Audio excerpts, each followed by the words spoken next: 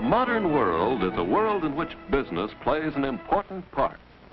Office buildings and office workers are a familiar sight in every city and town. So is the office secretary, that alert, efficient person who plays such a vital role in the world of business. This is Jean Carroll. Her day begins at 9 o'clock, and she's at her desk on time. Promptness, neatness, orderliness. In her first minute, Jean has displayed these attributes of a good secretary. Office supplies are the tools with which Jean works. The orderly arrangement of her desk permits a quick check to see that she has enough supplies on hand for the day. She takes out only those things she knows she needs. With her place of business in order, she helps to organize the day for herself and her employer by referring to her invaluable calendar pad, and from it typing up the daily appointment sheet. This record indicates the names of various people who have appointments for the day. It also lists memorandums or personal reminders for her employer.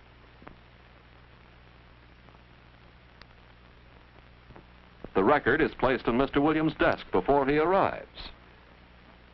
The new arrival is Marge Quinn, office stenographer and Jean's co-worker. Now, let's clear up this distinction between a stenographer and a secretary. A stenographer takes dictation, transcribes, and types. She may also do billing and filing, and operate office machines such as a duplicator or calculator or transcribing machine. At times, she may also operate the switchboard. A secretary assumes much more responsibility than a stenographer and performs many duties that contribute to the success of the company, as we shall see. The calendar pad helps Jean to keep track of her many responsibilities and to establish a regular schedule. At about the same time each day, the morning mail is distributed. Sorting it is one of Jean's responsibilities. She selects the unopened personal letters for Mr. Williams from the business mail which was opened in the mail room. Mr. Williams has instructed her to open all his personal mail. The care and precision with which she handles this routine assignment are again indicative of Jean's thoroughly competent approach to her job.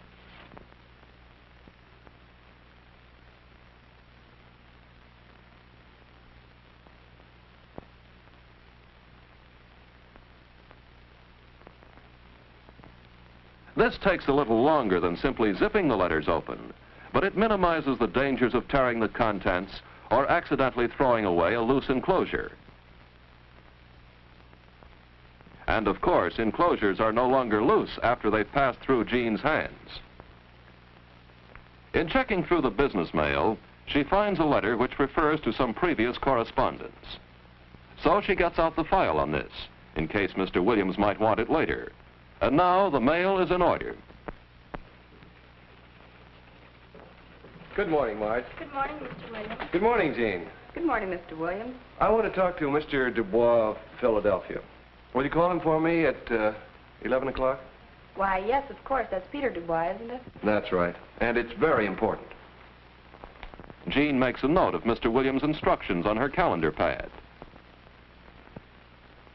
The good secretary doesn't rely on memory. Jean will make sure that every item here is taken care of today. Two of them, the itinerary and the checks, can easily be attended to during the morning dictation period. Mr. Williams usually gives dictation at the same time each morning. This period is an important part of Jean's daily routine.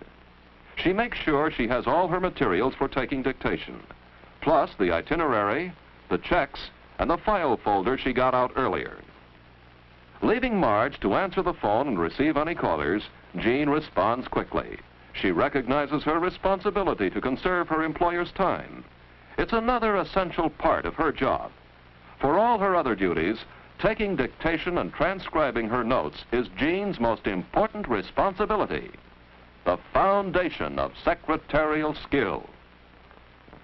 During the dictation period, Mr. Williams often takes up other questions of the day, makes suggestions, and gives impromptu instructions. The secretary, too, uses this period to clarify any matters that need attention, so that she need not bother him later.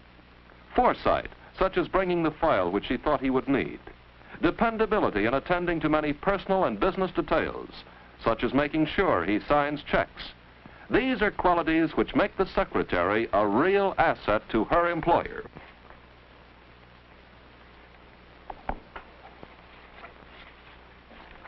There you are.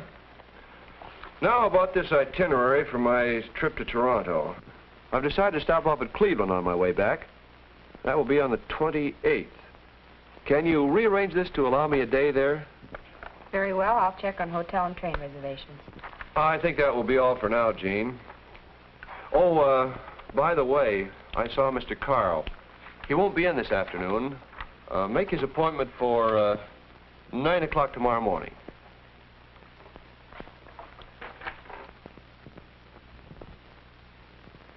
Jean leaves the office without delay. Now she can revise her schedule and bring it up to date.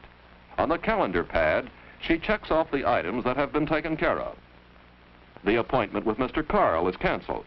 It becomes the first item on the next day's schedule.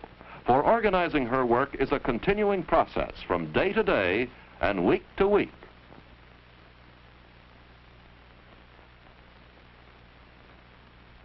The checks have been signed, and the itinerary must be revised. The itinerary is a schedule of times and places that make up a trip.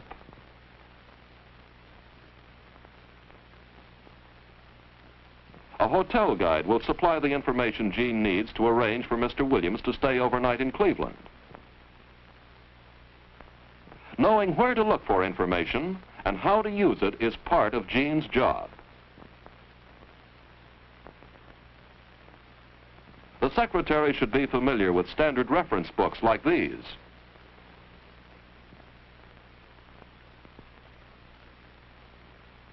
By mid-morning, Jean is well along with her transcribing. This period is another part of her varied day. But she is also receptionist to customers, friends, job applicants, and salesmen. Jean knows how her employer wants her to handle these different kinds of callers. In every case, she is tactful, courteous, and poised. Since she cannot admit this salesman now, she makes an appointment for him for the next morning. The secretary's manner of handling callers directly influences their attitude toward the business. The unexpected caller receives as courteous treatment as does Mr. Richards, who has an appointment. Callers, whether expected or not, usually interrupt other work, but Jean loses no time getting back to her organized routine. Call Peter Dubois. Yes, proper use of the telephone is another must for a good secretary. Long distance, please. I want Philadelphia, Quaker 1-200, Mr. Peter Dubois. The last name is spelled D-U-B-O-I-S. Mr. Arthur J. Williams at Center 9000 is calling. Not only does the secretary maintain a pleasant relationship with her employer and his business associates, but she must be able to get along with her co-workers and occasionally give instructions to subordinates and supervise their work. Jean is able to tell others what to do because she knows from experience what is required. Having been a general office worker before she became a secretary, she's familiar with other phases of office work, and she's always willing to help a fellow worker. Consideration for others is an important factor in good office manners. Jean has carried through her daily routine very thoroughly and has kept up with her schedule. As a result, even a late interruption, like an unexpected call for dictation, can be handled smoothly. In this office, there's no frantic last-minute rush to wind up the day's work. Jean is still at top efficiency. Even under pressure of getting out a last-minute letter, she is calm and courteous. Goodwill and understanding are part of her personality, part of her job. Now, with the rush letter transcribed and signed, she winds up her day in a neat, orderly manner. The routine of one day carries over into the next. Before Jean leaves, she has a clear picture of what she is going to do tomorrow. Alert, personable, efficient. Our secretary leaves at the end of the day with a sense of accomplishment and of pride in her contribution to the world of business, in which she plays such an important part.